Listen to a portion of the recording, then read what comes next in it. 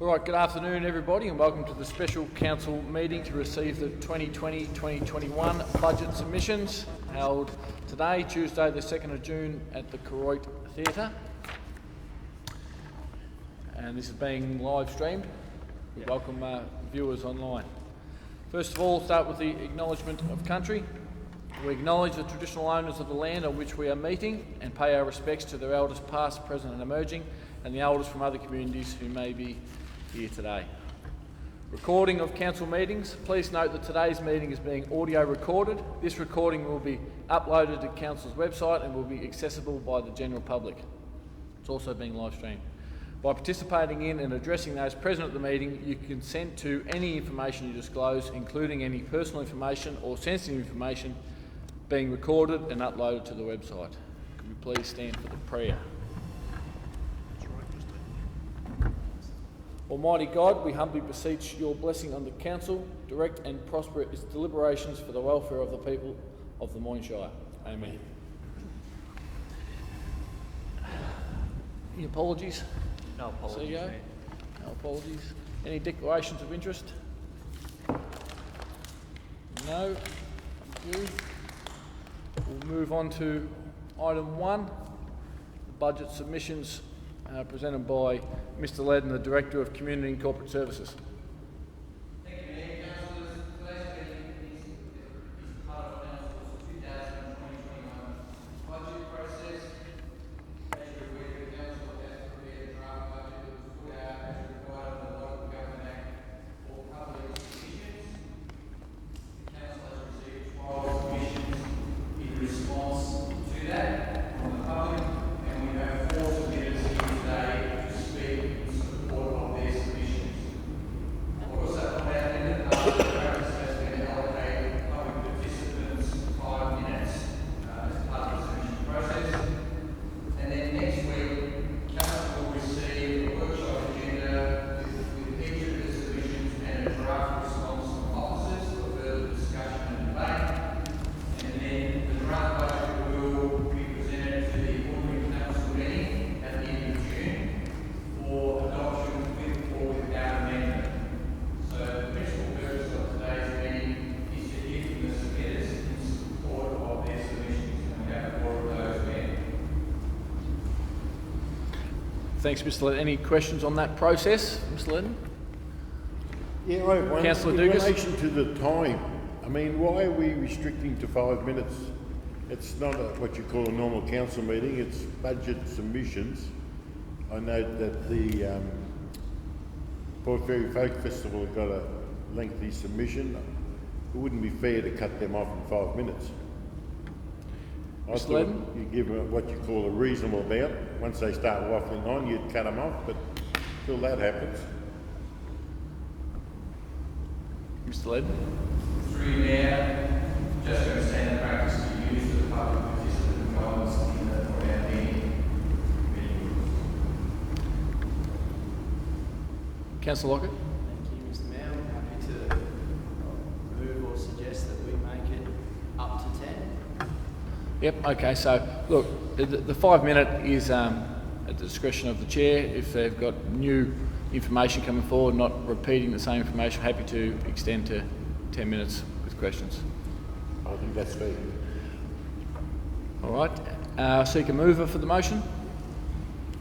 Councillor Smith is mover, seconded by Councillor Lockett. Councillor Smith? No, go ahead. Sorry? Sorry. Councillor Smith is the mover. Yeah, just like sorry, We're just moving that Council receive the attached submissions in respect to the proposed budget for 2020-2021 as per officer's recommendation. Thank you. Yep, Not open. yep. Would you like to speak to that? No? No worries. Thanks. Councillor Smith. Councillor Lockett? No further need. Okay. Any other councillors wishing to speak to the motion? Councillor Dugas? No. No, I thought you put okay. it to the vote. You need to All those in favour? Carried 7-0. Thank you. Now we'll move on to the presenters. Starting with, you got the list there? Who do we start with? Thank you. We'll start off with a representative from the Port Fairy Surf Lifesaving Club, Mr. Ian Power, to come and present, please.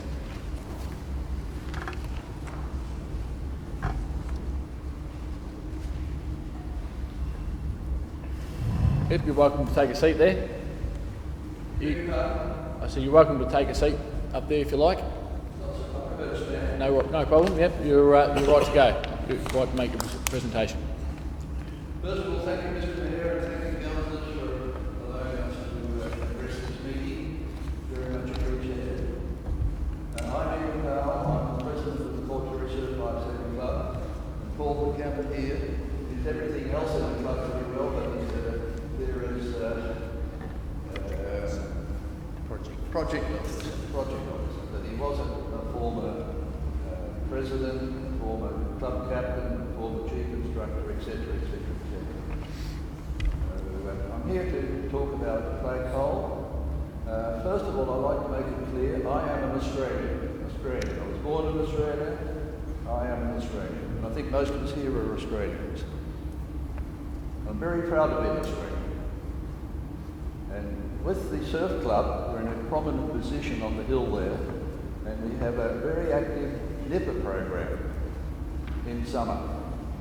And nippers come from all over the area, from overseas, New Zealand, Canberra, and other parts of Australia, mainly from the area, and they come up there very excited on the days their nipper program's on, singing and dancing, and I'm off to nippers. And on Australia Day in particular, we have quite a big nipper carnival from the clubs coming from the region. Warrnambool, Portland, Port Campbell, etc. And then they put the flags out and make it a very exciting place for the nippers. They have a jumping castle there, they have various other activities there. And in particular, on a grotty old piece of plastic pipe tied to a street sign, on top of that they have the Australian flag. And the Australian flag identifies people as being part of Australia. Unfortunately, we don't have a flagpole to put it on. It's on a grotty old 4-inch plastic pipe sticking up there, but it looks great. You drive up Hughes Avenue towards the top of the hill from the lower area, and you see the flag flying with a strong southerly wind there. It's quite a signal that this is Australia, this is the country we belong to. We're very proud of that, and we make it a strong symbol of being part of Australia. I did send emails to all councillors about this, pushing, and I sent a photograph at the bottom, which I don't have here, showing the new up Hughes Avenue towards where the flag flies on Australia Day. And often at the bottom of that is the Warrnambool Pipe Band playing music for the first part of the Nippers Day, and a part of that they play the Australian National Anthem. So you've got an Australian flag, Australian National Anthem, and a large crowd of people, about 400 nippers or thereabouts I think in our program, plus their mums and dads, plus their parents and grandparents, and quite an assembly of people there. And they see the Australian flag at the top there. When I contacted councillors, there was a suggestion that there should be more than one flagpole flying the Australian flag. There should be multiple flagpoles. Well, one flagpole I can think could hold the Aboriginal flag, if two is agreed to. 3, maybe the Shire flag. 4, maybe the Irish flag of Ireland there, but maybe we're going a bit too far there. One flagpole could be enough, or maybe just 2. Thank you very much. That's my little presentation about a flagpole for at the top end of Hughes Avenue for the Australian flag to fly on special days. Thank you. Thank you very much, Ian. Paul, was it? Did you want to add anything, or are you happy? No, Ian's covered it pretty well. Thank you. No problem, thanks. Any questions for Ian or Paul? Yes, Councillor Lockett. Thank you, Mr. Mayor. Thank you for your presentation. I'm very supportive of the project. I think it's a fantastic idea. There's pretty extensive, significant flag protocol with flying flags. What would be your undertaking of when would you fly those flags? Like every day or just a special event? Thank you, Councillor Lockett. I think it would be up to the Shire to give us direction on that. It will be a Shire flagpole.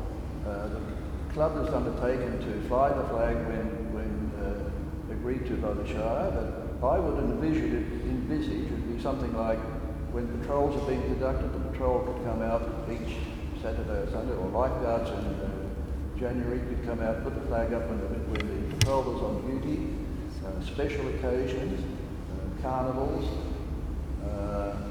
It wouldn't normally go up each day, I wouldn't think. It'd just be when the club is very active and there's something going on. But it would be up to the direction of council, because the club would consider it a council asset and under council control and direction. Councillor Lockett, follow-up question. Thank you, Mr. Mayor. And yeah, to clarify, you would be supportive of flying the Aboriginal flag also? I don't see any problem with that. In fact, it would be quite an honour to fly the Aboriginal flag, I think. So there need to be 2 flagpoles there. Thank you. Any other questions for, yes, Councillor Smith? Through you, Mr. Mayor. Thank you for your presentation. Just wondering, any estimate of the cost of the flagpole? That, when the proposal was first put up in January or February, it was put up to Trevor Greenberger, and he got some costings on it within council. And I don't have the details of those costings, but Trevor sent them to me, but I can't remember. It was he had different sizes proposed. We went for the maximum size that could be done legally without having lights on the top and all that sort of thing. So it's just under the limit. It'd be about the height of those power poles, street lighting power poles in the front there. But the costings, I just don't have it on my fingers at the moment. But it was funded and budgeted by the Shire. Thank you. Yeah, Mr. Ledden.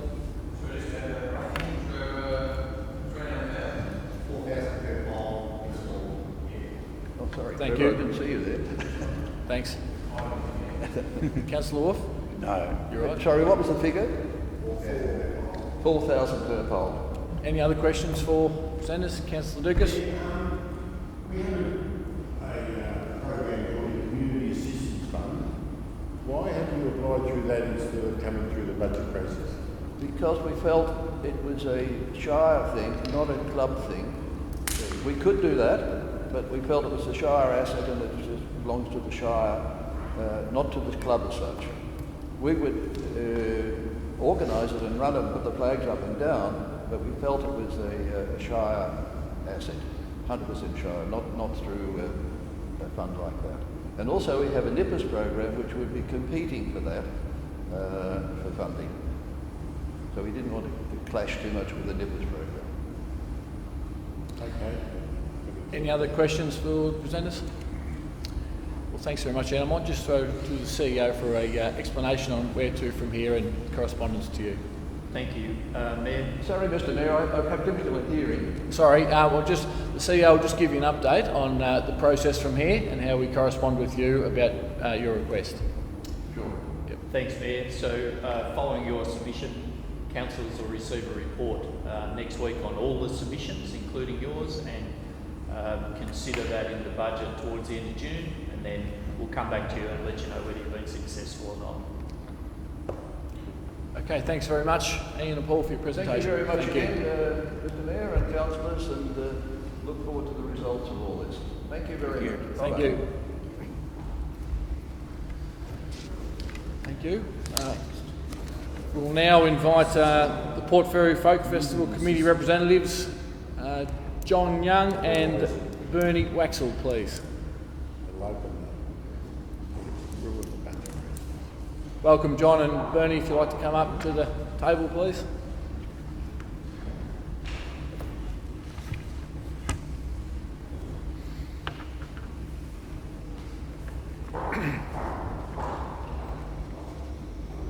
Okay, Mr. Young, if you'd like to make a presentation, we've decided to give up to 10 minutes to present plus questions, so you're welcome to start. Thank you, Mr. Mayor. Thank you for the opportunity for Bernie and I to just talk to you this morning very briefly. Just a little bit of background. We came out of the 2020 festival, a very successful festival, and ran smack bang into the COVID-19 issues in terms of next year and where we might go or not go. At this point, we are planning to have next festival a somewhat lesser operation, scaled down, but that's all completely dependent on what happens under the Chief Health Officer's regulations and restrictions as we move through. I suppose the worst case scenario is that we won't be able to put on the festival, but we are certainly planning to proceed next year with the best opportunity and best festival that we can put on. Having said that, we just would like to talk to you about the background and where we think we need support over the next festival to make sure we can get it on the road.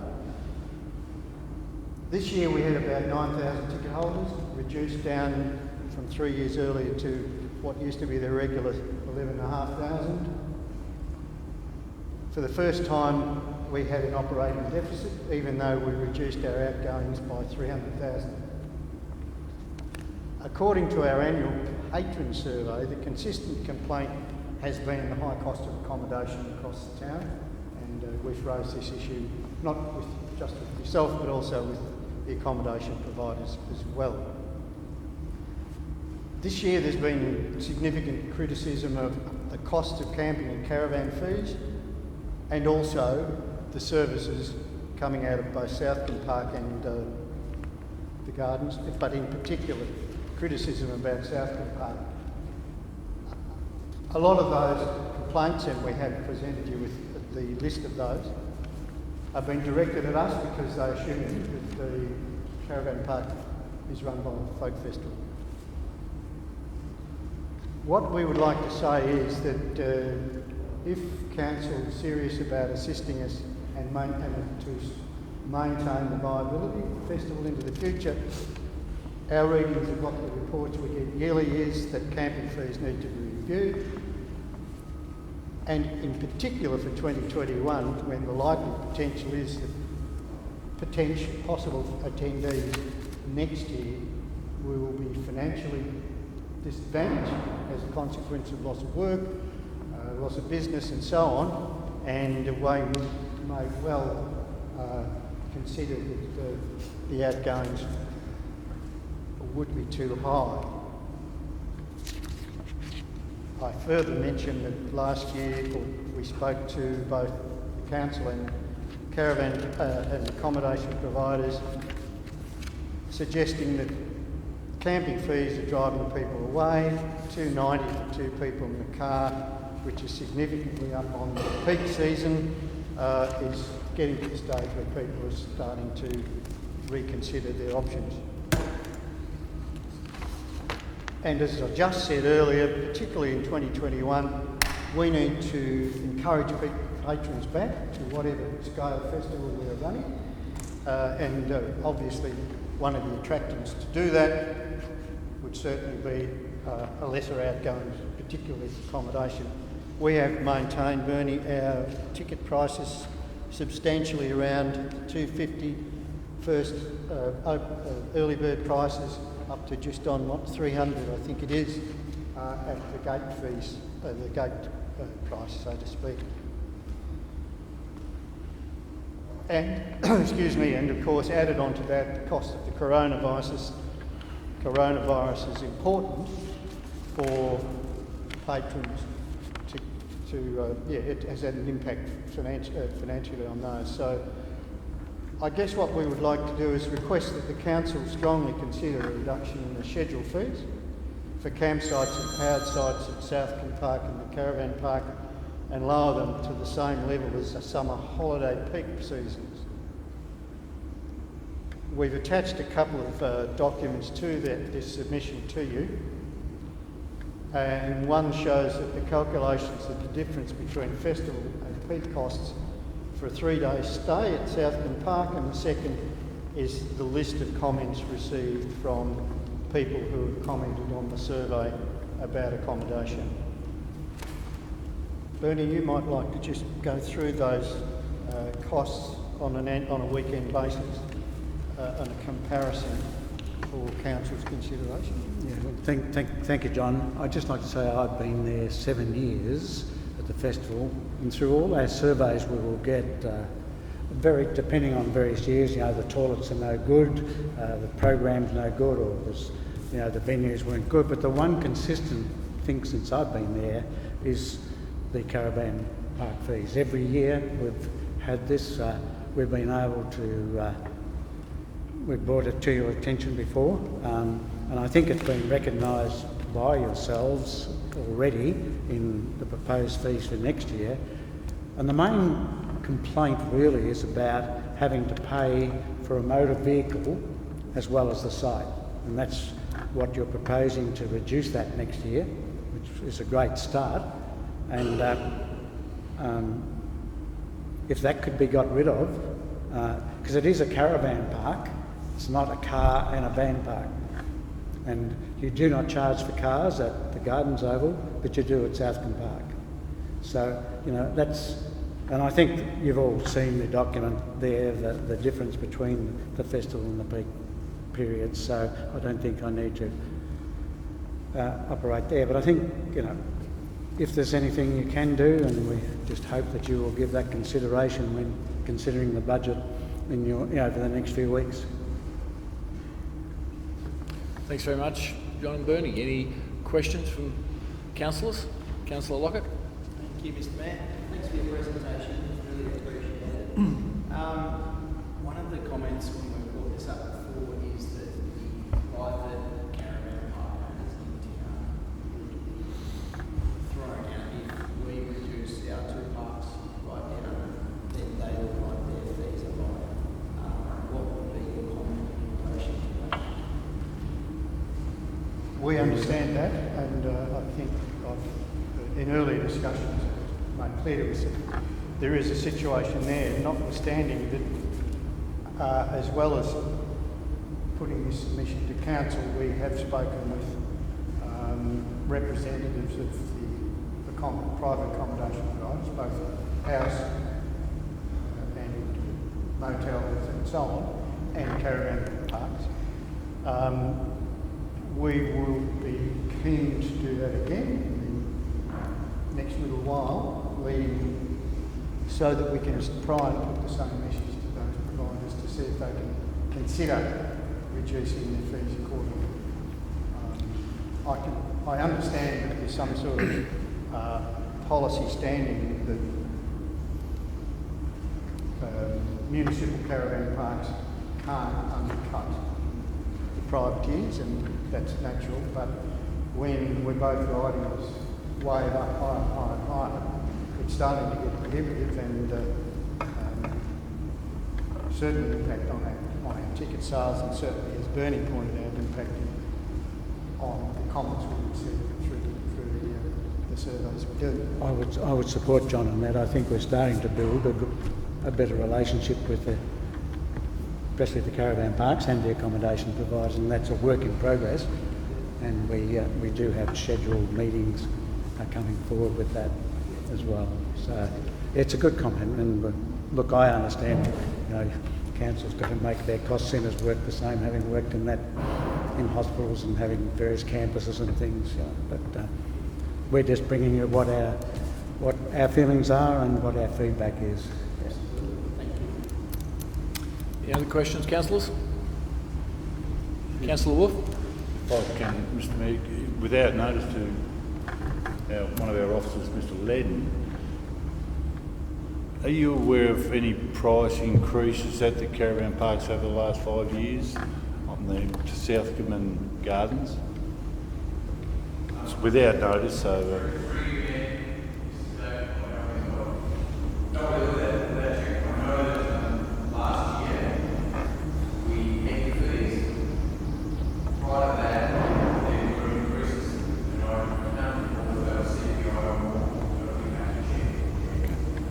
So I think Mr. this year Davis. they've only gone up $1, haven't they?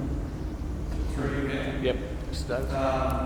So, over 10 years, there's been a 14% increase. The 2021 budget proposes an 8% decrease. The 3 years prior to this has been only a CPI increase. Thank you. And just on that, we're still under the private operators in town as well. Thank you. Councillor Dugas? Yeah, thank you.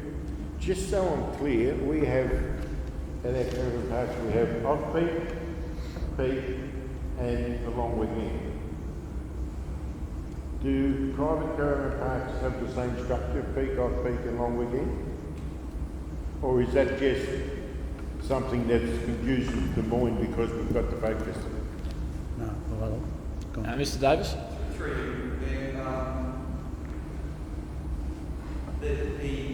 The long weekend is certainly a what you call a surge weekend for warfare in both private, council, caravan parks, and more broadly private accommodation, which is And one could attribute that to the folk festival. Because if we went, say, fires aside to Gippsland, their long weekend, they wouldn't have a special rate on the long weekend, they would just have a peak and off-peak rate.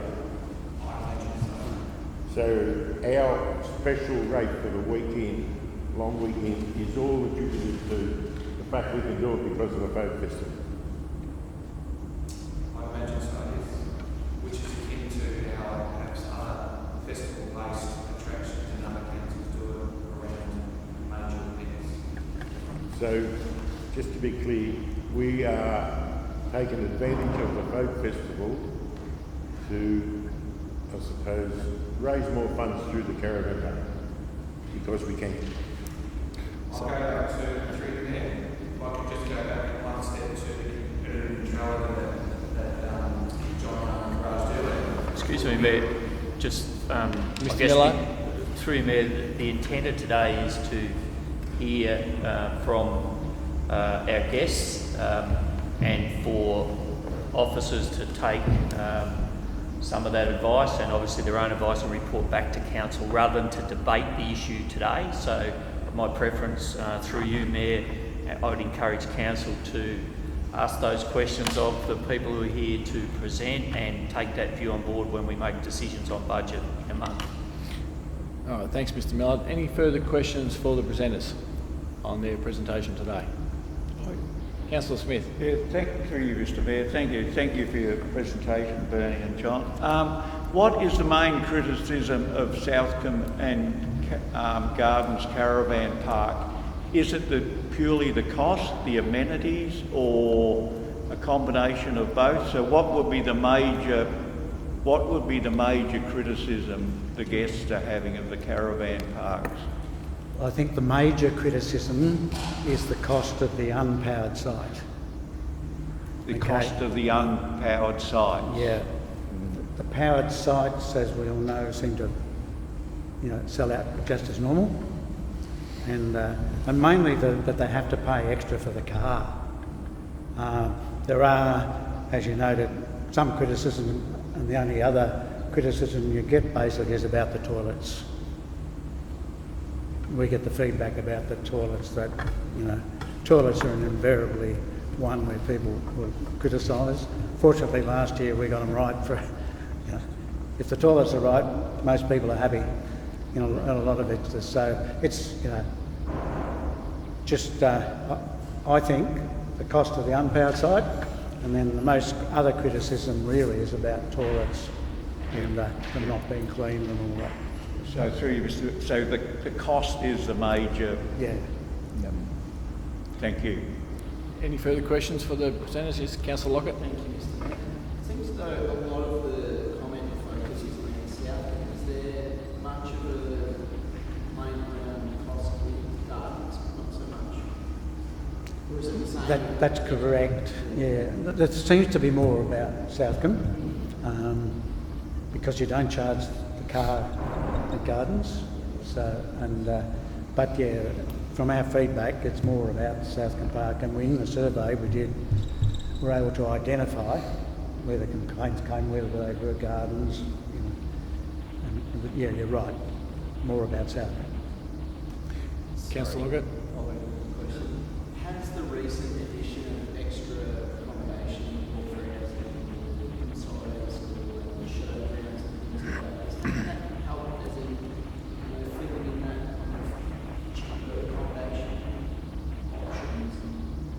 certainly helped.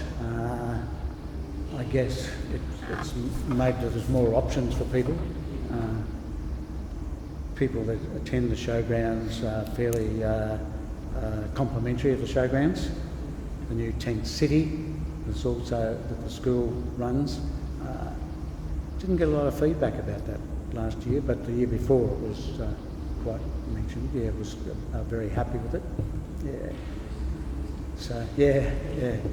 One of the things that has assisted that also has been provision of the town shuttle bus. It goes door to door to all those caravan parks, including the ones out on the highway.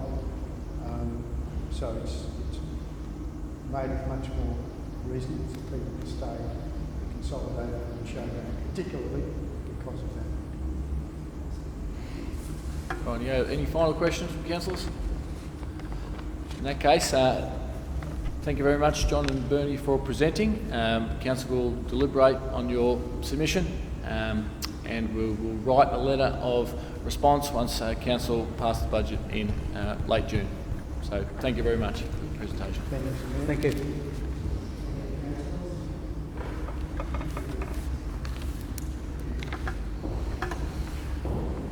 And move on to our third presenter, a representative from the Port Fairy Bicycle Action Group, Margaret Cavalieri.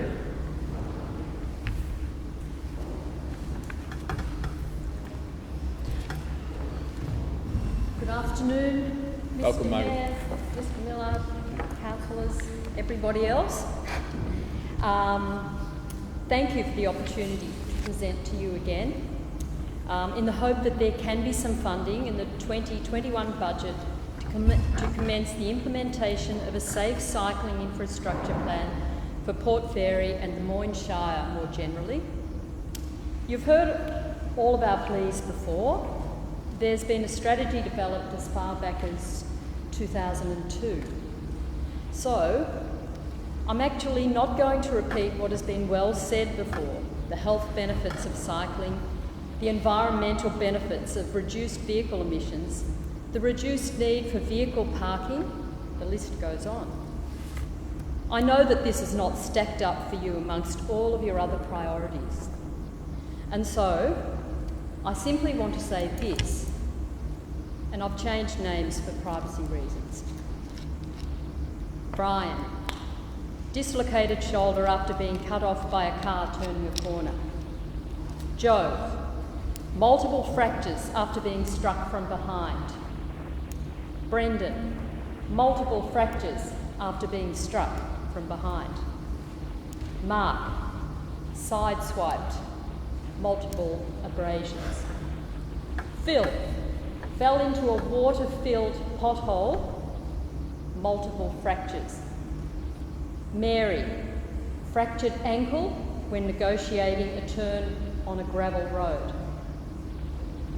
Luke, fractured jaw requiring surgery after a fall in gravel.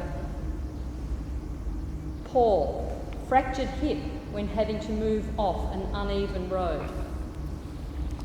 Bruce, struck by a vehicle, multiple abrasions. Fred, multiple fractures after being struck from behind. Fiona, fractured knee and leg negotiating gravel in town. Bernie, fractured wrist negotiating gravel on a corner. Ashley, multiple fractures and head injured when struck from behind. Peter, fractured collarbone negotiating gravel on a corner. Again, the list goes on and will most likely get worse as COVID-19 brings more people, children and adults, onto their bikes. Approximately 1/3 of the people on that list that I've just revealed are what you might refer to as mammals, middle-aged men in lycra. But the other 2/3 are local people, young and old, who simply ride their bikes for transport and pleasure. For the world's most livable small town, this is not a pretty picture. Our submission is not about the lycra-clad cyclist. It is about the safety for everyday mums, dads, kids and grandparents your brothers and sisters, your children, your parents. To conclude, we are not asking for the impossible. Simply, when roads around town are due for renewal, we ask that they are reconstructed in such a way as to include a sealed shoulder with a dedicated stencilled bike lane. We believe that this should start with Regent Street, which is in serious need of regeneration, and then be repeated over time to include all the roads in Central Port Fairy at the very least. New building developments, such as the one mentioned in the Standard recently, should be mandated to include such additions to new road construction. I would like to have this implemented as a policy. Can I ask you to instruct your planners to develop wording in their policies to achieve this? And a costing for the first phase of the works for your approval. With your help and leadership, Port Fairy can provide a model that can be reproduced in other regional centres, large and small.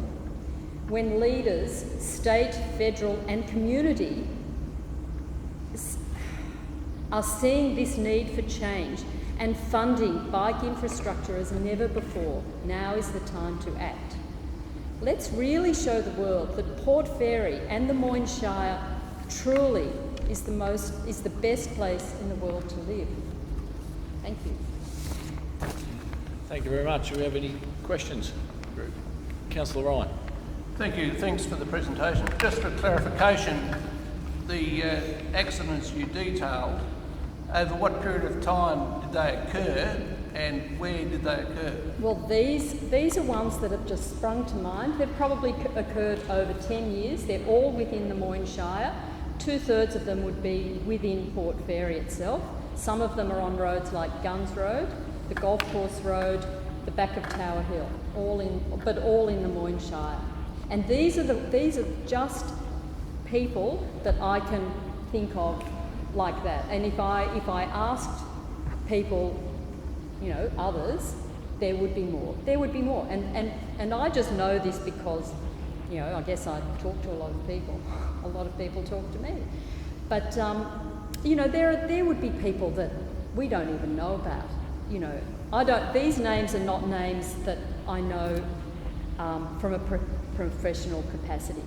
This isn't a work thing. This is just incidents that I know. And there would be more. There would be a lot more. And the thing is, your average person riding a bike to get around isn't that skilled in negotiating gravel. So it's a problem. Yeah. Thank you. Councillor Wolf. Thanks, Mr. Mayor. Thanks for your presentation. As an example, some time ago, council funded a Meter Matters signage in the more rural parts of. Did that have an impact or an effect on drivers in those areas? In the initial phase of them going up, it did, but we were a little disappointed in the size and the colouring of those signs. They are excellent, and people are getting that message that a metre does matter. But in the Amy Gillett design, the signs would be larger and they would be that fluorescent pink Amy Gillett colour, not white. White tends to just meld and nobody really notices it after a while. They're very small. I'd love to see them all, big and pink. Thank you. Thanks. Councillor Lockett. Thank you, Mr. Mayor. Thank you for your presentation. So what you're seeking is for the Safe Cycle Program is funding to develop programs rather than the actual infrastructure, or a bit of both? It's really to seek the planning department's alteration of the way roads are constructed and repaired in Port Fairy so that this can be implemented. Because at the moment, it's not. So to clarify, also some policy changes. Exactly. Because once it's policy and planned, then it will just happen, it will flow on. And the whole, it won't need to be something that's funded every single time. It just becomes a growing thing, and it forms its own life, and people become then aware of, they see a little cycle stenciled on the road, and it twigs something in people's heads. They become much more aware. Thank you. Any further questions? Thank you very much. Mr. Miller might give you some idea of what's from here. Thanks. Thanks, Mayor. From this point, we'll come back and report to Council and have a further discussion next week on proposals made by submitters, and then we'll respond post the budget process about whether or not there was any additions or changes as a result. But thanks very much for your submission. Thanks very much. Thank you. Okay, now I'd like to welcome Mr. Neil Blain to the chair to present on his submission regarding Acciona queries.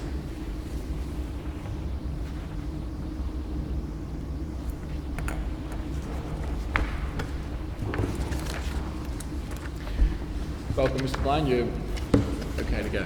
Good afternoon, councillors. I just want to recap the questions I submitted as part of the budget process earlier. I'll just read out those questions for the benefit of the council. So question number 1 was, can Moyne Shire please indicate whether the $200,000 from Acciona is included in the draft budget for 2020-21? On what page of the budget papers is it included? Does it mention Acciona by name, or is it referred to in some other way? Will Moyne Shire make public the MOU between Acciona and Moyne Shire for this transaction? When and how did Moyne Shire first become aware of Acciona wanting to give Moyne Shire $200,000? Why hasn't this arrangement been publicly advertised and considered by Moyne Shire Council as a standalone motion to enable the public to have the opportunity to comment on this financial arrangement? As Moyne Shire is the responsible authority for enforcement of the Mortlake South Wind Farm planning permit, how is Moyne Shire accepting $200,000 from Acciona not a conflict of interest? And given that I understand there would be people from the finance section of Moyne Shire here today, I would actually ask if some of those questions can be answered today. Thanks, Mr. Blain. Mr. Miller? Perhaps if I could just jump in there, Mayor. Mr. Blain, I think just in a process sense, as I've explained to other submitters, we intend having a further discussion with Council after today about each submission, so the 12 submissions that we received, and that would be factored into decisions taken at the budget Council meeting late June.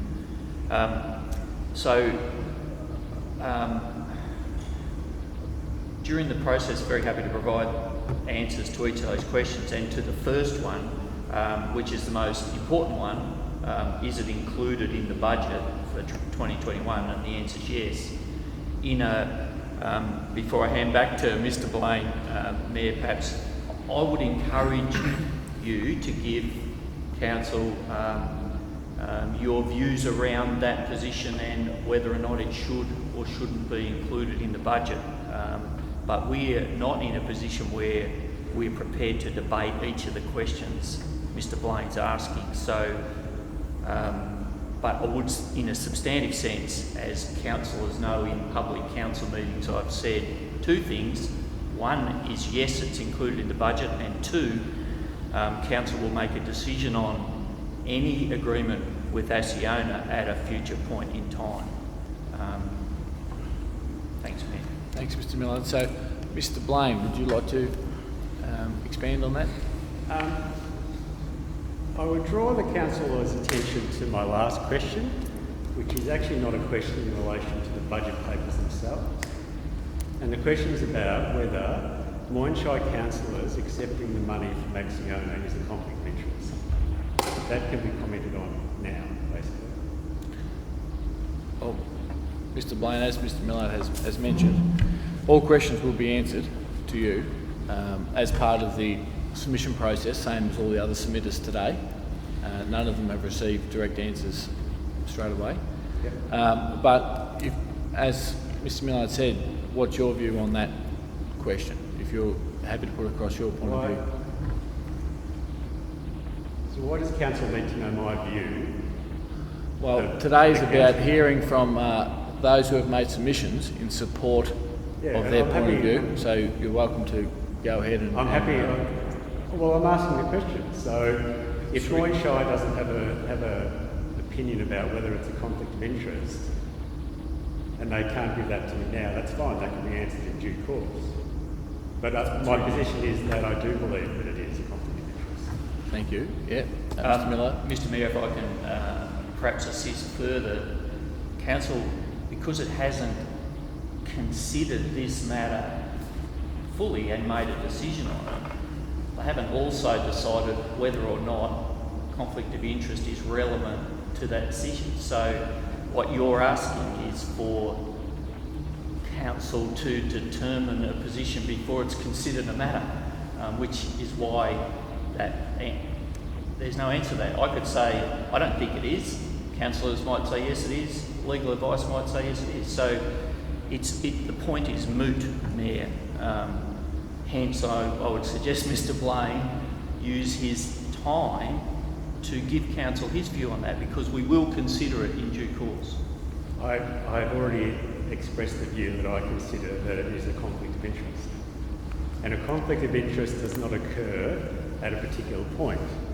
If this arrangement has been in place for a long period of time and it is part of the BRED, as some people have indicated that it is, that means that a conflict of interest has existed right from the beginning.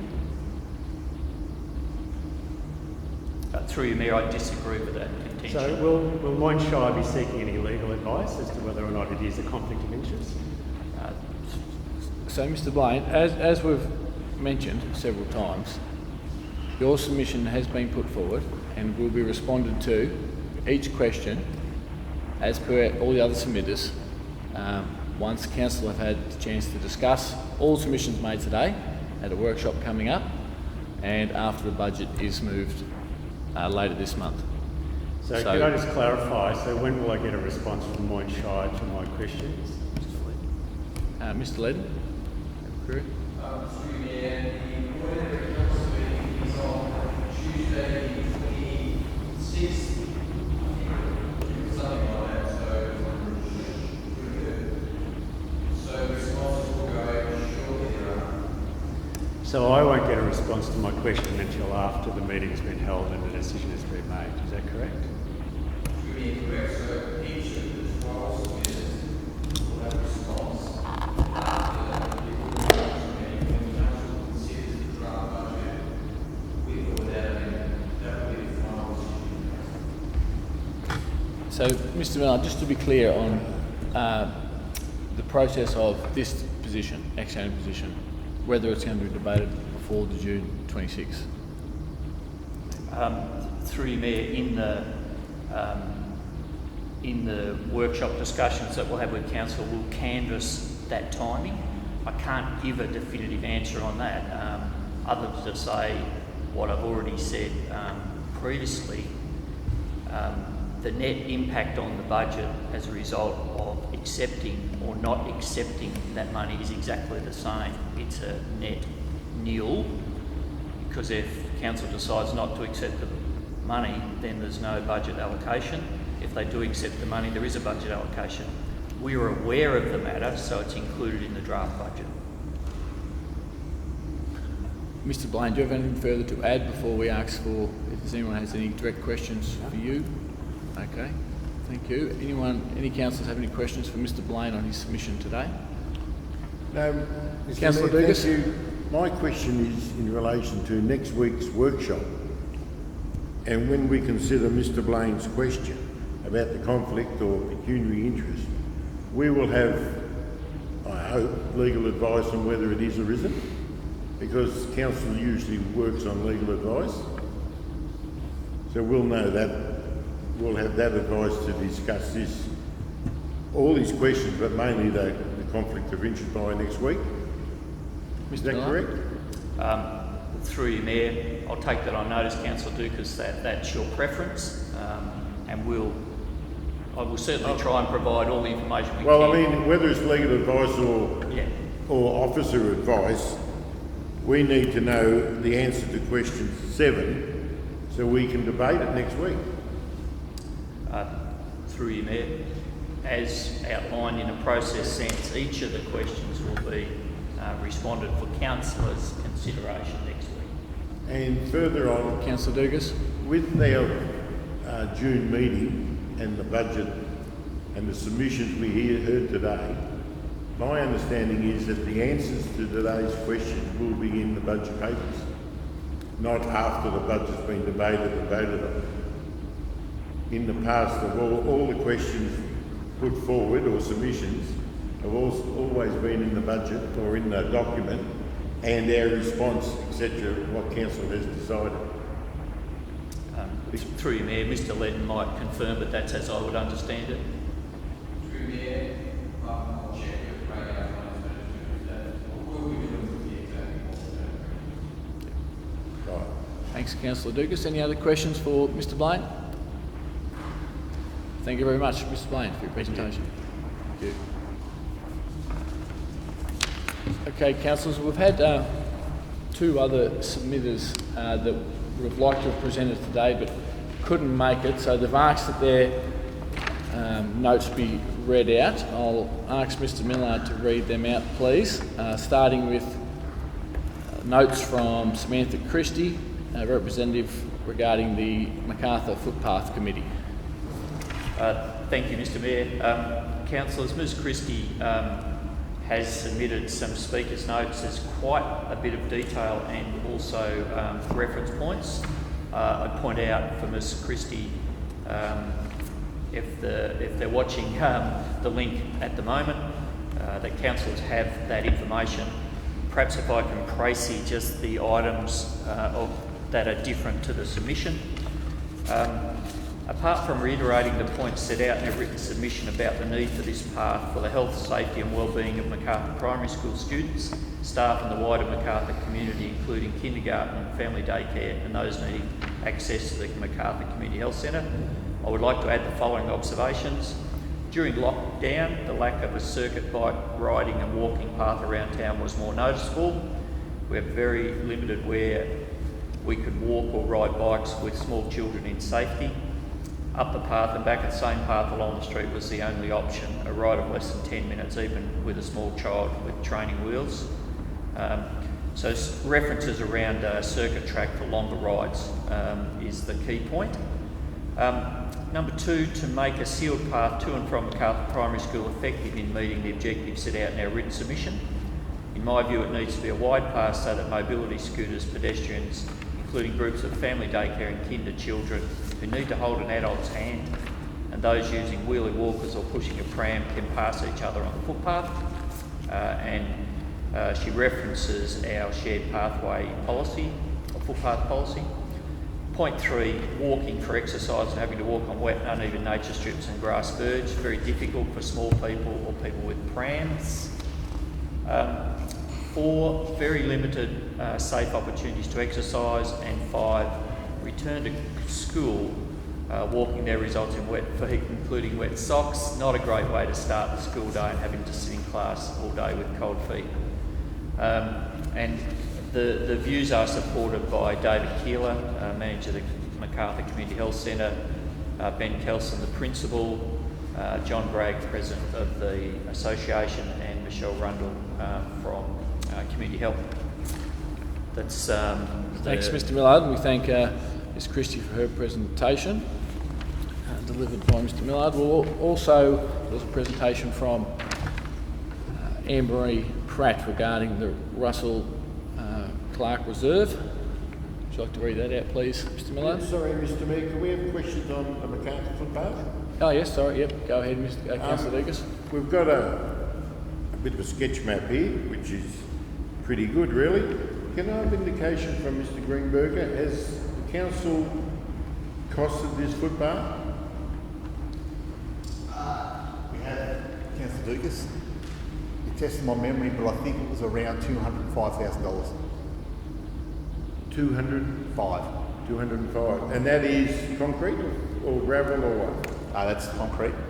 And that covers everything we've got on this sketch map, They're proposed as per the submission. as per the submission. So if I can write 205,000 or thereabouts.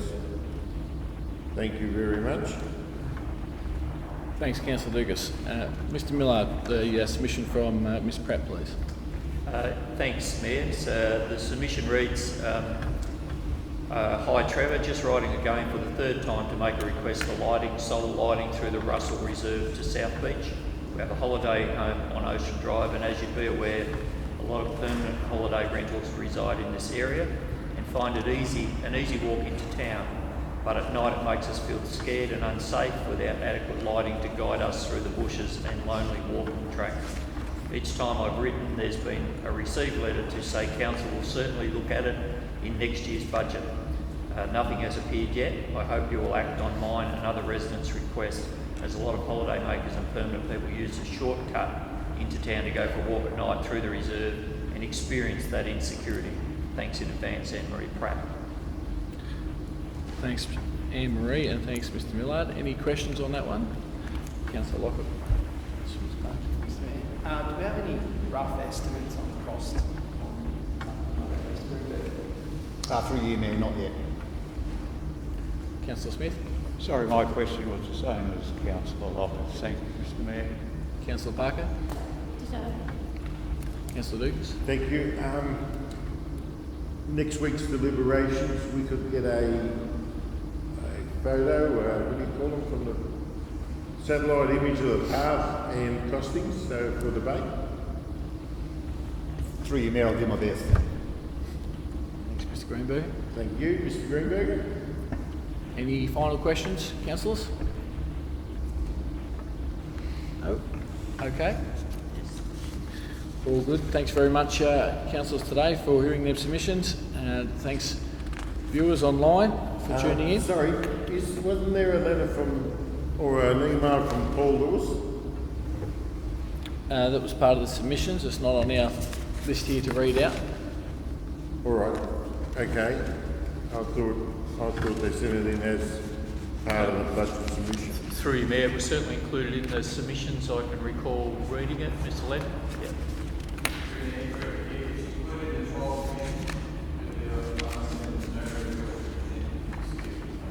No, so it was just sent in, no one here to speak on it, and no one asked that it be read out, is that correct? But we do all have copies. Thank you. Thank you very much, everybody. Yes. Right. Okay. Thank you. We'll now declare the meeting closed at 12:59 p.m. Thank you.